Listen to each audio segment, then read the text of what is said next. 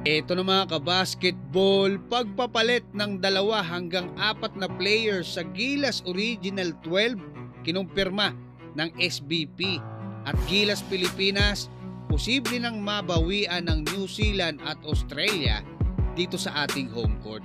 Pero bago yan, huwag kalimutan mag-like at mag-subscribe bilang pagsuporta sa pinakabagong update ng Samahang Basketball ng Pilipinas sa pangunguna ni SBP Executive Director Erica D. Ay inamin nga nito na matapos yung naging pagkabigo ni Coach Tim Cone at ng ating Gilas Pilipinas sa FIBA Asia Cup, kung saan hindi man lang tayo nakapasok sa semis na inaasahan sana ni Coach Tim Cone, ay sinisimulan na nilang trabahuhin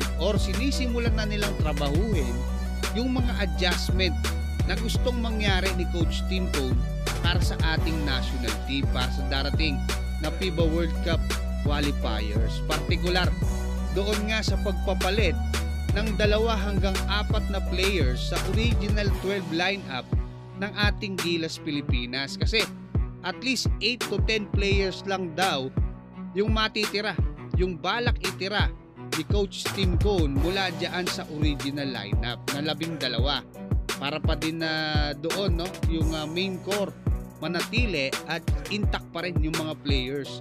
Magkakaroon din daw ng bagong players para masubukan naman yung mga kung sino-sino yung mga magiging effective para sa ating Gilas Pilipinas. Ngayon mga kabasketball, matindi to kasi nga sa inanunsyo netong si Miss Erica D, etong mga good news, kasi 3 sunod na dito sa atin sa Pilipinas yung home court yung gagawin yung laban. Una, doon muna tayo sa may Guam, lalabanan natin yung Guam sa November 28, home court nila yan sa Guam Calvo Fieldhouse. Sa December 1, dito na yan sa Pilipinas, dadayo naman sila sa Araneta Coliseum dito sa atin. Sa February, dito ulit kalaban natin etong New Zealand Tall Blacks. So nadalawang sunod tayo nito, pero posible na talunin natin yan mga kabasketball. Malaki ang tsansa na talunin natin yung New Zealand Tall Blacks sa February 26 yan. Ngayon pagdating naman ng March 1, eto na, magaganap na yung pinaka inaabangang rematch ng ating Gilas Pilipinas at Australian Boomers. Although tinalo pa rin nila tayo doon nga sa FIBA Asia Cup nung nakaraan, pero siyempre walang Kai Sotto nun at wala pang QMB. Kaiba na yan. At especially, imagine nyo mga kabasketball, kung nandiyan na si Kai, nandiyan naman si AJ Edu, nandiyan naman si Julmar Fajardo, idadagdag mo ngayon etong si QMB na 6'10 din. Si Kai Sotto, mas malapad na, mas malaki na yung katawan.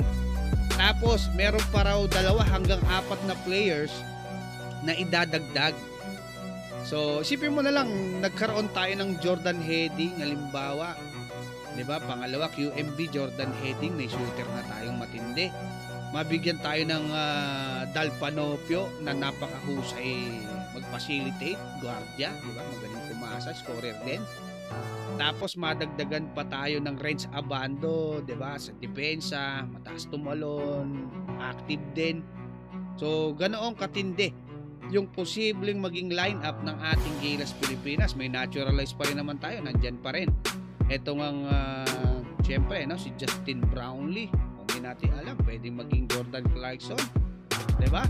May Dwight Ramos pa rin naman tayo. Meron tayong mga young guns na tumataas yung level ng kumpiyansa ngayon, Kevin Kiambao at Carl Tamayo. So makakabuo tayo, posible nating matalo yung New Zealand pati etong Australia. Tapos hindi pwedeng ipadala ng Australian Boomers etong kanilang Team A dahil ongoing nun ang NBA diyan nga sa February, March. Ongoing ang NBA niyan mga kabasketball. At alam naman natin yung kanilang Team A ay composed yan ng mga NBA players, Josh Giddey, Dyson Daniels, diba?